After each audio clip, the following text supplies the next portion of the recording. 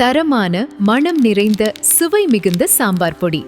அன்னம்மா மசாலா பயன்படுத்தவும். அனைவருக்கும் வணக்கம். 12 ராசி அன்பர்களுக்கும் வரக்கூடிய குரு பெயர்ச்சி. இந்த குரு பெயர்ச்சி அப்படின்னாவே நவகிரகங்களில் இருக்கக்கூடிய தேவகுரு. 2 குரு இருக்கு. ஒரு குரு தேவகுரு, இன்னொன்று குரு அசுரகுரு. அசுரகுருங்கிறது சுக்கரன். அது மாதத்துக்கு ஒருக்க 27 நாளுக்கு ஒருக்க அப்படியே மாறி மாறி வந்துடும் 12 ராசிகளுக்கும். ஆனால் இந்த தேவகுரு 360 நாட்களுக்கு ஒரு முறை தான் தன்னுடைய இடத்தை விட்டு அடுத்த இடத்துக்கு போகும். இதில் உச்சகதி, நீச்சகதி, நட்பு, பகை அப்படின்னு சொல்லக்கூடிய இடங்கள்லாமும் இருக்கும். இப்போ இந்த குரு பயிற்சியானது தன்னுடைய உச்ச வீடான கடகத்திற்கு வருகிறது. இந்த கடகத்தில் தன்னுடைய நட்சத்திரமான புனர்பூச நட்சத்திரம், அதாவது குருவுடைய நட்சத்திரம் புனர்பூசம், விசாகம், பூரட்டாதி. இந்த 3 நட்சத்திரமும் குருவுடைய நட்சத்திரம். குரு திசையில் பிறக்கக்கூடியவர்கள். குரு எங்கெங்கெல்லாம் போய் உட்காருதோ அது சாரம். அந்த வகையில் இப்போ புனர்பூசம் தன்னுடைய நட்சத்திரம், தன்னுடைய வீட்டிலேயே, தன்னுடைய நட்சத்திரம், தன்னுடைய டேபிள்லேயே உட்காந்துருக்க மேல் கணக்கு. அடுத்தது பூசம் சனியினுடைய சாரம் பெறுது. அந்த சனியினுடைய சாரம் பெறுவது இல்லாமல் கடகத்தில் நேர்கதியிலையும் அதிசார கதியிலையும் வக்கரகதியிலையும் சிம்மத்துக்கு போயிட்டு திரும்ப இந்த வருஷம் பராபவ வருஷம் பங்குனி மாதம் வரைக்கும் வக்கரகதியில் இருக்கிறது. வக்கரகதியில் இருந்தாலும் இப்போ வரக்கூடிய ராகு பயிற்சி ஒரு குறிப்பிட்ட விஷயமாக சொல்லலாம். இப்போ ஏற்கனவே சனி பயிற்சியாக இருக்குது, அது ஒரு குறிப்பிட்ட விஷயம். ஆக குரு மகரத்தில் வரக்கூடிய ராகுவையும் பார்க்கறது, மீனத்தில் இருக்கக்கூடிய சனீஸ்வரனையும் பார்க்கறது. அதே கடகத்தில் வரக்கூடிய கேது குரு கூட இருக்கு. அப்போது இந்த 3 கிரகங்களும் பரிசுத்தமாக மாறுகிறது, புண்ணிய கிரகமாக மாறுகிறது. குருவனுடைய பார்வை சனி கிரகத்துக்கும், குருவனுடைய பார்வை ராகு கிரகத்துக்கும், குருவோட கேது சேர்ந்ததுனால கேதுவும் ஒரு புண்ணிய கிரகமாக, ஒரு நல்ல ஒரு சுப கிரகத்தை ஒட்டின கிரகமாக மாறுது. அதனால் இதுக்கெல்லாம் யார் காரணம்? குரு. தலையாய கிரகம் குரு. இந்த குருவனுடைய பயிற்சி இப்போ ஆரம்பித்து அடுத்த வருஷம் வரைக்கும், குரு பயிற்சி நடக்கிற வரைக்கும் அந்த குருவனுடைய பார்வைக்கு சனி பகவான் வந்துடுது. அடுத்து வரக்கூடிய ஐப்பசியில், புரட்டாசி கடைசியில் ராகு மகரத்துக்கு வந்துடுது. கடகத்தில் இருக்கக்கூடிய குரு அதிசாரமாக வக்கரகதியாக நேர்கதியாக இருக்கக்கூடிய குரு மகரத்தை பார்க்கறதுனால மகர ராசிக்காரர்கள் மிகவும் புண்ணியமாக, அந்த இடத்துல வரக்கூடிய ராகு குரு சண்டால யோகத்தை வாங்கினாலும் அருமையான ஒரு செயல்பாடுகளை கொடுக்கக்கூடியவர். இது அடிப்படை. அதே போல இந்த ராசி பலன் சொல்லும் பொழுது எது பரிகார ராசி, எது யோக ராசி, எது அவயோகம், எது விபரீத ராஜயோகம் அப்படின்லாம் உங்களுக்கு சொல்கிறேன். அதன்படி அந்தந்த ராசிக்காரர்கள் அந்தந்த பரிகாரம் கிடையாது. கடவுளை நாம் பார்த்தால் நமக்கு சந்தோஷம், கடவுள் நம்மை பார்த்தால் நமக்கும் சந்தோஷம், அதுவும் சந்தோஷம். ஆக கடவுள் நவக்கிரக தரிசனம் எப்பொழுதும் தேவை. ஏதோ ஒரு படத்தில் சொன்ன மாதிரி மீனை சாப்பிட்டா கண்ணுக்கு நல்லது, சாப்பிடலன்னா மீனுக்கு நல்லது. அதனால் நீங்கள் கோயிலுக்கு போய் நவகிரகத்தை பார்த்தே தான் தீரணும் அப்படின்னு கம்பல்சன் கிடையாது. நம்மளுடைய சனாதனத்தில் எல்லாமே ஏற்றுக்கொள்ளக்கூடிய விஷயங்கள். அதனால் உங்களுக்கு குரு பயிற்சி சரியில்லையா, நம்மளா மனசில் நினைக்கிறோம், சரி போவோம். மற்ற விஷயத்தை விரிவான சில விஷயங்களை உங்களுக்கு பிட்டாக நான் சொல்கிறேன். இது ராசி பலனாக, குரு பயிற்சி பலனாக இதை நம்ம சிந்திப்போம், அனுபவிப்போம். இப்போ இது 12 ராசிகளுக்கு உண்டான பலன்களை பார்க்கலாம். அன்னம்மா மசாலா பருப்பு பொடி பொண்ணா சுவையில் அசத்தல், ஆரோக்கியத்தில் கலக்கல்.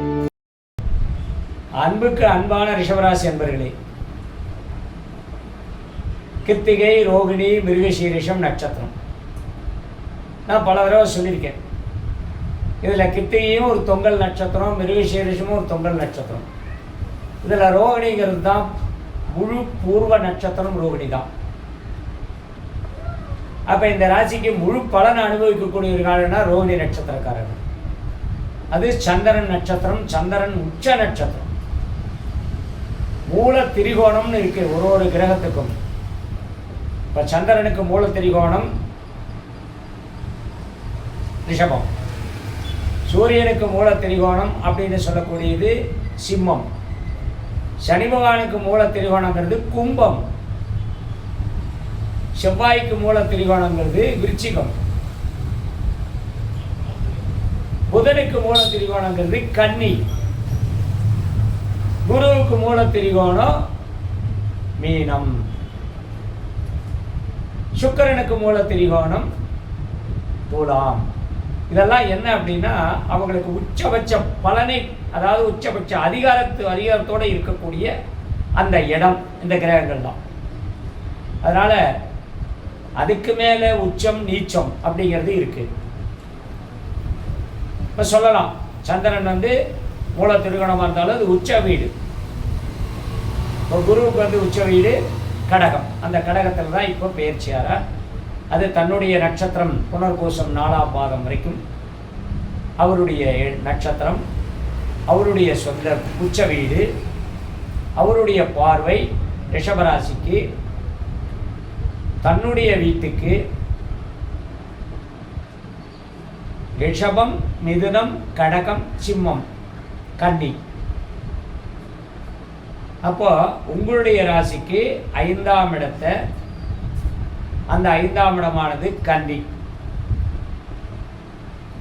அடுத்தது பார்த்தீங்க அப்படின்னா குரு பார்க்கக்கூடிய இடத்த மட்டும் நம்ம சொல்லணும் அப்படின்னா குரு விருச்சிகத்தை பார்க்குறார், மகரத்தை பார்க்குறார், மீனத்தை பார்க்குறார். அப்போ விருச்சிகம் எத்தனாவது இடம்? உங்களுடைய ராசிக்கு 7ஆம் இடம், சமசப்தமம் 7. கணவனுக்கு மனைவியும், மனைவிக்கு கணவனும், பேரு, புகழ், நட்பு, உங்களுடைய பாக்கெட்டில் காசு தங்க வைக்கிறது, உங்களுக்கு எல்லா விஷயத்துலையும் உங்களுக்கு கொண்டு வந்து சேர்த்துறது, பக்கத்தில் இருக்கிறவங்களாம் உங்கள் தோள் மேலே கை போட்டு உங்களை அப்படியே எல்லா விஷயத்திலையும் நட்பாக பார்க்கறது, இதெல்லாம் பொதுவாக அத்தனை வயதினருக்கும் நடக்கக்கூடியது. அடுத்தது அதே போல் உங்களுடைய ராசிக்கு 9ஆவது இடத்தை மகரத்தை பார்க்குறார். அப்போ எல்லா காரியங்களும் சிறப்பாக நடத்தி கொடுக்கக்கூடிய ஒரு அருமையான தன்மையான பார்வை. 9ஆம் இடத்து மகர ராசியை பார்க்குறது. பாக்கியம் கிடைக்கிது. எதை செஞ்சாலும் பாப்பா நீ பெரிய பாக்கியம் பண்ணியிருக்குப்பா அப்படின்னு சொன்னோம் இல்லையா, அந்த பதவியை இந்த குரு உங்களுக்கு இந்த வருஷத்தில் பூரா கொடுக்குறாரு. அடுத்தது இதை விட முக்கியமானது, 7 பார்க்குறாரு. ஆனால் அவர் இருக்கிற இடம் எத்தனாவது இடம்? 3ஆவது இடம். 3ஆவது இடத்துல இருந்து உங்கள் ராசிக்கு 7 பார்க்குறாரு, உங்கள் ராசிக்கு 9 பார்க்குறாரு, உங்கள் ராசிக்கு 11 பார்க்குறாரு. அப்போ 11 பார்க்கும் பொழுது 9 விட சிறப்பானது 11. அந்த ராசியில் எந்த கிரகம் இருந்தாலும் உங்களுக்கு நல்லது பண்ணக்கூடியவர். இப்போ ஆல்ரெடி சனி பகவான் வந்துட்டார், உங்களுக்கு நல்லது பண்ணுறார். அப்போது இதுவரை இருந்த கற்பனை கனவு இப்போ தான் உங்களுக்கு அது கற்பனை கனவுன்னு தெரியறதுக்கே இந்த சனி பகவான் வரணும். வந்துட்டார், அது கற்பனைன்னு சொல்லிட்டார். நீங்கள் நினச்சதெல்லாம் கனவுன்னு சொல்லிட்டார். நீங்கள் செய்யறது பூராமே இதுவரை செஞ்சது பூரா மோசம்னு சொல்லிட்டார். இப்போ குரு அங்கே பார்க்குறார் சனி பகவான். சரி போய் தொலைது போ, உனக்கு எவ்வளவா கட்டப்பட்ட, இந்தா இதை வச்சுக்கோ அப்படின்னு ஏதாவது ஒன்று கொடுக்கத்தான் போகிறார். கவலைப்படாது. அதனால் இதுவரை எதிரியாக இருந்தவர்கள் நண்பர்களாக மாறுகிறார்களோ இல்லையோ, பஞ்சாயத்து பண்ணி சமாதானங்களோ இல்லையோ, அவர்கிட்ட நீங்கள் விலகிடுவீங்க. ஆனால் உங்களால் உங்கள் எதிரிக்கு நீங்கள் தொந்தரவு கொடுத்தீங்கன்னா அது தொடர்ந்து அது எதிரியாகவே தான் இருக்கும். அந்த பிரச்சனை என்னைக்கும் தீராது. இது அனைத்து வயதிற்கும் உண்டான விஷயம். படிக்கிற குழந்தைங்களே கூட பிறந்த அண்ணன் தம்பியவே எதிரியாக பார்க்குறாங்க. ஒரு பையன் ஒரு அண்ணன் தம்பி ரொம்ப நாளாக பேசலேங்கிறதுக்காக கோபத்தில் அந்த தம்பியை கையை பிடிச்சி 10வது படிக்கிற பையன் தம்பி இப்படி கைதை பிடிச்சி பிடிக்கிறான். ஏன்னா என்கிட்ட அவ்வளோலாம் பேசலை. ஏன் அதை சாதாரணமாக கேட்டால் ஆகாதா? என் கண்ணு முன்னாடியும் பார்த்தேன். தம்பி இப்படி கைத்து பிடிக்கிறான். சொந்த தம்பி இல்லை, பொண்ணு விட்ட தம்பி இப்படி கைத்து பிடிக்கிறான். அந்த இடத்துல சமாதானத்துக்கு வார்த்தையே இல்லையா? இவன் 10வது படிக்கிறான், வயது தெரிஞ்ச பையன், முதிர்ச்சியானவன். அந்த தம்பி இப்போ தான் 5வது 6வது படிக்கிறான். அவன்கிட்ட போய் அப்படியே டீல் பண்ணுறது. அதனால் இது எல்லாத்துக்குமே இந்த எதிரிங்கிறது எதிரி தான். அந்த எதிரியை நம்ம சாதாரணமாக நட்பாக மாற்ற வேண்டாம், சமாதானம் பண்ணிக்க வேண்டாம். ஆனால் அவர்கள் பக்கம் திரும்பாமல் இருந்தாவே போதும். அது அவர்களுக்கு கொடுக்குற அவமரியாதை. அதனால் அவங்க அதை பற்றிலாம் எதுவுமே நினைக்காம போயிடணும் அப்படிங்கிற கான்செப்டோடு இருங்க. இப்போ இது பலன் அப்படின்னு எடுத்தால், சிறுவயது, அன்பான வயது, எந்த விஷயத்தையும் சரியாக தெரிந்து கொள்ளாத வயது, அடுத்தவங்க சொல்லித்தான் நம்ம கேட்கணும்னு இருக்கக்கூடிய வயதில் இருக்கக்கூடிய மாணவ மாணவிகள், அது 20 வயசு வரைக்குமே வச்சுக்கலாம். அவர்களுக்கு கல்வி அறிவு நல்ல முறையில் இருக்கும். ஏன்னா 3 முயற்சி ஸ்தானம், வீரியஸ்தானம். இது பரிகார ராசி அல்ல. 3ல் இருந்தால் உடனே அது ஒரு மறைவு ஸ்தானம் கிடையவே கிடையாது. ஓடிவங்களுக்கு 3ங்கிறது வீரியத்தை கொடுக்கும். அந்த வீரியம் அபரிமிதமாக குரு உச்சத்தில் இருக்கிறதுனால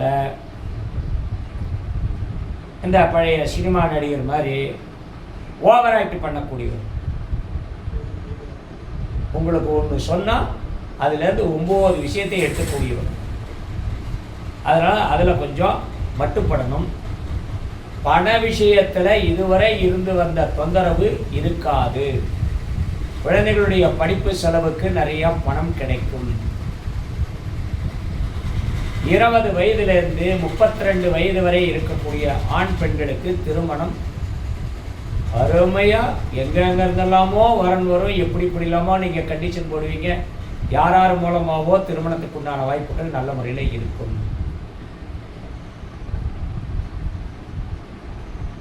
30 வயதுக்கு மேலே 25லேருந்தே திருமணமான 40 வயது வரை இருக்கக்கூடியவர்கள் ஜாலியாகவே இருக்கலாம், சந்தோஷமாக இருக்கலாம், எந்த சங்கடத்தையும் மறந்து இருக்கலாம். 11ல் ஏற்கனவே சனி பகவான் இதுவரை இருந்து வந்த கணவன் மனைவி உறவுல விரிசல் ஒட்ட வைக்கப்படும். நீங்கள் சொல்கிறத கேட்குறாங்களோ இல்லையோ, மனைவி சொல்கிறத கணவனோ கணவன் சொல்கிறத மனைவியோ கேட்குறாங்களோ இல்லையோ, சண்டை போட மாட்டாங்க. முடிஞ்சு போச்சு. அந்த தசாப்தம் முடிஞ்சு போச்சு. அதனால் அடுத்த தசாப்தத்தை நீங்கள் வாங்க, இதை கண்டினியூ பண்ணுங்கள். அப்போ தான் வாழ்வாங்கு வாழ முடியும். 40 வயசுலேருந்து 45 வயது வரை இருக்கக்கூடிய பெண்கள் மட்டும் மிக மிக ஜாக்கிரதையாக இருக்கணும். எந்த விஷயத்தில்? கணவன் குடும்ப உறவு, நம்மளுடைய குடும்ப உறவு, தாய் தந்தை குடும்ப உறவு விரயம் பண்ணாமல், யாருக்கிட்டேயும் காசை கொண்டு போய் கை நீட்டி கொடுக்காம, கஞ்சத்தனம் வேறு சிக்கனம் வேறு, அதில் எல்லாம் பகுத்தறிஞ்சு அதுக்கு தகுந்த மாதிரி நம்ம காசை நம்ம எப்படி பாதுகாக்கணும்னு தெரிஞ்சு அதுக்கு தகுந்த மாதிரி இருங்க. 1. 2வது, கணவன் குடும்பத்தில் நான் சொல்கிறது பெண்களுக்கு, அதுவும் 40லேருந்து இந்த 45 48 வயது வரை இருக்கக்கூடிய பெண்கள் கணவன் குடும்பத்தில் எந்த அளவுக்கு அனுசரிச்சிருக்கணுமோ அந்த அளவுக்கு அனுசரிச்சிருக்கணும். அதில் ஏதாவது கட்டங்கள் வந்ததுன்னா டிபேட் ஆகிடும், விட்டுட்டு வந்துடுவீங்க. அதனால் இது இப்போ இந்த நேரத்தில் அதனுடைய தாக்கம் இல்லை. ஏன்னா குரு சனி பகவானை பார்க்குது, அட்ஜஸ்ட்மெண்ட் நடக்கும். அதனால் இந்த குரு பெயர்ச்சியில் அந்த மாதிரி பிரிவு வரதுக்கு வாய்ப்பு இல்லை. அதே போல் உங்களுடைய மகனோ மகளோ இந்த வயது 40லேருந்து 50 வயதுக்குள்ளே இருக்கக்கூடிய ஆண்கள் பெண்கள், உங்களுடைய மகனோ மகளோ செய்முறை பயிற்சியில் பெரிய ஆளாகிட்டேன், நான் இனிமேல் படிக்க மாட்டேன்னு விட்டுட்டு வந்துடுவார். அதை நீங்கள் தான் அனுசரித்து அவங்களுக்கு ஆலோசனை சொல்லி அறிவுரை சொல்லி படிப்பை கண்டினியூ பண்ண வைக்கணும். அதே போல் அவர்களுக்கு தொழிலை காமிச்சிடக்கூடாது. இதில் நிறைய வருமானம் வருது, சும்மா நம்ம போய் இட்லி மாவு வாங்கி கடையில் விற்றா கூட நமக்கு ஒரு கிலோவுக்கு 10 ரூபா கிடைக்கும் அப்படின்ற மாதிரிலாம் ஆசைவாட்டை காட்டினீங்கன்னா படிப்பு அம்போ, படிப்பை முடிக்கட்டும், தொழிலை கண்ணில் காமிக்கும். இது ஆண் பெண் 2 பேத்துக்கும் நான் சொல்லக்கூடியது. அதே போல் கோர்ட்டு கேஸு அந்த மாதிரிலாம் எதுவும் போகாதீங்க. இந்த நேரத்தில் போனீங்கன்னா உங்களுக்கு வெற்றி கிடையாது. அதனால் இதை கொஞ்சம் முக்கியமாக பார்த்துங்க. எந்த அளவுக்கு குழந்தைகளோட அந்யோன்யமாக இருக்கணுமோ அந்த அளவுக்கு இருந்தால்தான். அதே போல் முக்கியமான விஷயம் என்னென்னா, இந்த ராசியில் இருக்கக்கூடிய மிருகசீரிஷம், இந்த ராசியில் மிருகசீரிஷம் 2 ராசியில் வரும், ரிஷபம் மிதுனம். இந்த ராசியில் இருக்கக்கூடிய மிருகசீரிஷம் திருமணமே வேண்டான்னு சொல்லக்கூடிய பெண்கள் தான் அதிகமாக இருப்பாங்க. அவங்களுக்கு பேர் ஜின்சி இல்லை, ஓவர் கான்ஃபிடென்ட்டு, ஓவராக இது பண்ணுறது, என்னமோ உலகத்தில் இவங்களுக்கு தான் எல்லாம் தெரியுங்கிற மாதிரி அதிகப்படியான விஷயங்களை பேசுறது, சில வக்கரகதியான சில விஷயங்களை நினைக்கிறது, இதெல்லாம் அந்த ராசிக்கு வரும். ஏன்னா அவங்களுக்கு அன்றாடம் தன்னை பற்றி உயர்வாகவே நினைத்து கொள்ளக்கூடியவர்கள். அவர்களுக்கெல்லாம் பல தவறுதலான விஷயங்கள் வரும், அதெல்லாம் குடும்பத்தை பாதிக்கும். தயவு செஞ்சு இந்த நேரத்தில் அந்த மாதிரிலாம் போக வேண்டாம். ஏன்னா இது நல்ல நேரம், இது ஒரு கோல்டன் டைம். இந்த வருஷம் இப்போ சொன்ன மாதிரி 10ல் இருக்கக்கூடிய ராகு 9க்கு போகிறார், அவரை குரு பார்க்குறார். அப்போது இந்த வயது தான் முக்கியமான வயது. 40லிருந்து 50 வயதுக்குள்ளே இருக்கக்கூடிய பெண்கள், ஆண்கள் நிலை தடுமாறாமல் குடும்பத்தை கட்டி காத்து குடும்ப விஷயமாக கௌரவமாக நீங்கள் என்ன வேணால் தொழில் பண்ணுங்கள். அரசியல்வாதியாக இருங்க, சினிமாவில் இருங்க, நிதியில் ஃபைனான்ஸில் இருங்க, என்டர்பிரைசஸ் பண்ணுங்கள், ஏஜென்சி பண்ணுங்கள், கட்டப்பட்டு வேலை செய்யுங்க, கம்பெனியில் மேனேஜராக இருங்க. எதாக இருந்தாலும் உங்களுடைய நிலை தெரிந்து இருந்தால் இந்த வருடம் உங்களுக்கு பொன்னான வருடம். இதில் முக்கியமாக இந்த ரோகிணியும் மிருகசீரிஷமும் ரொம்ப ரொம்ப ஜாக்கிரதையாக, யாருக்கிட்ட நம்ம எங்கே கொடுத்தோமோ அங்கேயே எடுக்கணும்னு நினைங்க. ஒருத்தர்கிட்ட கொடுத்துட்டு இன்னொருத்தர்கிட்ட எடுக்கணும்னு நினைக்காதீங்க, கண்டிப்பாக நல்லது. 50 வயதுக்கு மேலே 63 வயது வரை இருக்கக்கூடியவர்கள் தங்களுடைய சொத்து, அசையும் சொத்து, அசையாத சொத்துக்களை ரொம்ப கவனமாக இருந்தீங்கன்னா அது வளரும், வளர்ச்சி. அது நீங்கள் நகை வாங்கி வைக்கலாம், உங்களுக்கு வீடு வாங்கி வைக்கலாம், நிலம் வாங்கி வைக்கலாம். இந்த நேரம் உங்களுக்கு நல்லது. பணத்தை கொண்டு போய் நான் அதில் போடுறேன், இதில் போடுறேன், ஷேர் மார்க்கெட்டில் போடுறேன் அப்படின்லாம் போட்டு இந்த நேரத்தில் உங்கள் பணத்தை கண்ணுக்கு தெரியாமல் மறைச்சிடாதீங்க. பேங்கில் இருந்தால் கூட எப்போ வேணால் எடுத்துக்கலாங்கிற கணக்கு இருக்குது. ஆனால் கொண்டு போய் ஒருத்தர்கிட்ட போய் அதிக வட்டி தரான்லாம் கொண்டு போய் கொடுத்துடாதீங்க. அவர் எனக்கு நிறையா லாபம் தராரெலாம் கொண்டு போய் கொடுத்துடாதீங்க. முக்கியமான விஷயம். அதுவும் குறிப்பாக 40லிருந்து இந்த 63 வயது வரை இருக்கக்கூடியவர்கள்லாம் பணத்தில் ரொம்ப ஜாக்கிரதையாக இருக்க வேண்டிய நேரம். பணம் கொட்டும், அதை நீங்கள் கட்டுறதுக்கு தான் பார்க்கணுமே தவிர இங்கே கொட்டுறதை தூக்கி அடுத்தடுத்துல கொட்டிடக்கூடாது, பார்த்துக்க. 63 வயதுக்கு மேலே 75 வயது வரை இருக்கக்கூடியவர்களுக்கு கைவிட்டு போன பொருள்கள் எல்லாம் கிடைக்கும். யார்கிட்டலாம் நீங்கள் பாசமாக இருக்கணுங்கிறீங்களோ அவங்கள்ட்டலாம் நல்ல பாசமாக இருப்பீங்க. சொந்தத்தை நம்பி சொந்தக்காரங்களோட வாழ்க்கையை நடத்துறது நல்லது. சொந்தம் என்பது தாய், தந்தை, மாமனார், மாமியார், அண்ணன், தம்பி, அக்கா, தங்கச்சி, இந்த உறவுகள் தான் சொந்தம். இன்னும் 20 வருஷம் கழிச்சு இது கூட சொந்தம் இல்லை. அதனால் இப்போ இன்னைக்கு இருக்கிற சொந்தம் இதுதான். அதுக்கப்புறம் நாங்கள் சொந்தங்கிற விஷயத்தில் 4ஐயும் பார்க்க மாட்டோம், 7ஐயும் பார்க்க மாட்டோம், 10ஐயும் 11ஐயும் பார்க்க மாட்டோம். இதெல்லாம் சொந்தத்தை அபரிமிதமாக நமக்கு கூட இருந்து நமக்கு மதிப்பு மரியாதை கொடுக்கக்கூடிய வகையில் வர்றது. அப்பா அவன் எனக்கு சொந்தக்காரன் பார், பேச்சுக்கு சொல்கிறதில்லை, உண்மையிலுமே அது செயல்பாட்டில் வைக்கணும். அப்பா அவன் பங்காளிப்பா, எனக்கு பங்காளிப்பா. ஒருத்தர் சொன்னார், ஒருத்தர் இப்போ ஜெயிச்சு வந்தோடனே அது சொன்னார். அவர் யார் தெரியுமா? என்னுடைய முன்னாள் அக்கா வீட்டுக்காரர். நல்லா கேட்டுங்க, முன்னாள் அக்கா வீட்டுக்காரர், என் மச்சான். அவங்க அக்காவே பிரிஞ்சு விவகாரத்தை வாங்கிட்டாங்க. ஆனால் இவர் எம்எல்ஏ ஆனவர் அக்கா வீட்டுக்காரர். அவர் உடனே போய் பார்க்குறாரு. அப்போ இவ்வளோ நாள் எதுக்காக அந்த சொந்தம் வந்து இல்லை? இதுதான் நமக்கு தேவையான நேரத்தில் சொந்தத்தை வச்சுக்கிறதுங்கிறது ட்ராமா. கடவுள் அப்படியெல்லாம் நமக்கு கொடுத்துட மாட்டார். வேணும்னா வேணும், வேண்டாம்னா வேண்டாம், ஒதுக்கிட்டு போயிட்டே இரு. நீங்கள் போய் பார்த்தீங்கன்னா அவர் என்ன பண்ணுவார்? முன்னாள் மச்சான், வாங்க வாங்க பரவாயில்ல, மனசுக்குள்ள நினச்சிக்கிறேன், இவ்வளோ நாள் இல்லை, இப்போ நம்ம ஒரு பறவைக்கு வந்தவொடனே இப்போ வந்துட்டார் அப்படின்னு நினைப்பாங்களா, ரீன் பண்ணாங்களா? இதை யாரும் தெரிஞ்சுக்கிறது. அதனால் பரவாயில்ல, யாருக்கிட்டையும் சண்டையை தொடர்ந்து பாராட்ட வேண்டாம், யாருக்கிட்டையும் விரோதம் பாராட்ட வேண்டாம், நல்லதே நடக்கும். ரிஷபராசிக்காரர்கள் கண்டிப்பாக 80 வயதுக்கு மேலே அமைதி, ஆனந்தம், உறக்கம், நிம்மதி, கடவுள் பக்தி, இது மட்டும் இருந்தால் போதும். உங்களுடைய வாழ்க்கை மிகப்பெரிய பயனை கொடுக்கும். நல்லது, மீண்டும் சந்திப்போம். அண்ணம்மா பிரியாணி மசாலா சேர்க்கும் போதே வாசம் பிரமாதமா இருக்கு, சாப்பிடும்போது சுவை அட்டகாசமா இருக்கும். அன்னம்மா மட்டன் கிரேவி மசாலா சுவையானது, உயர்தரமானது, சமைக்க மிகவும் எளிதானது. அற்புதமான மட்டன் கிரேவி தயார்.